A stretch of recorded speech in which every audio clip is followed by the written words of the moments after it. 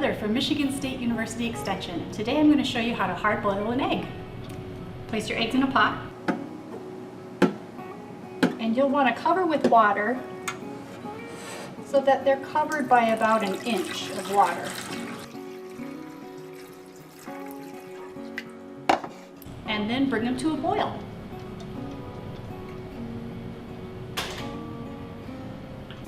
When your eggs start to boil, set your timer for 10 minutes.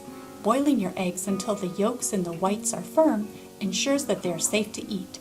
However, if you're cooking an egg dish like a casserole or a quiche, you'll want to use a food thermometer to be sure that the internal temperature reaches 160 degrees.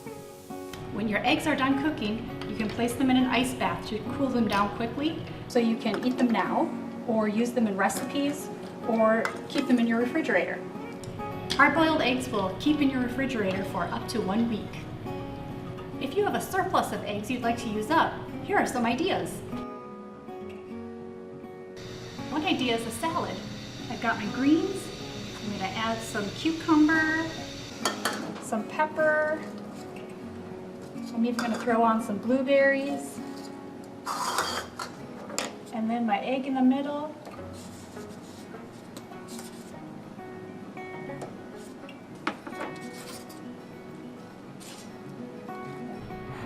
You could add your favorite salad dressing or even just a little bit of hummus.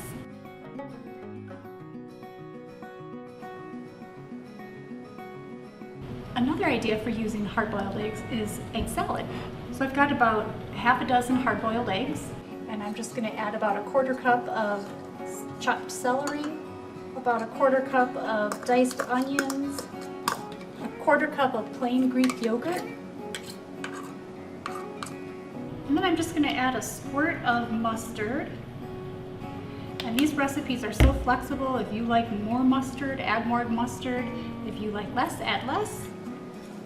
A pinch of salt and pepper to taste, and mix it up. You can add eggs to potato salad, macaroni salad, chicken salad, or just eat it as egg salad by itself or in a sandwich.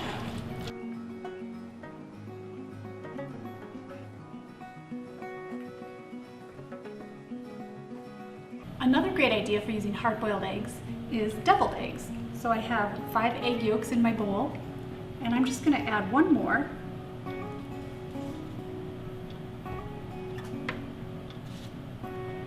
And again, this is really simple, and you can add ingredients that you like. I'm going to do a 1/4 cup of yogurt, plain Greek yogurt, and then a squirt of mustard. Again, if you like more mustard, add more. Salt and pepper to taste. And then you just want to mash that up. You could add some diced onions, even a little celery for some crunch. When you have your egg yolks all combined, you want to just carefully scoop that back into your egg whites.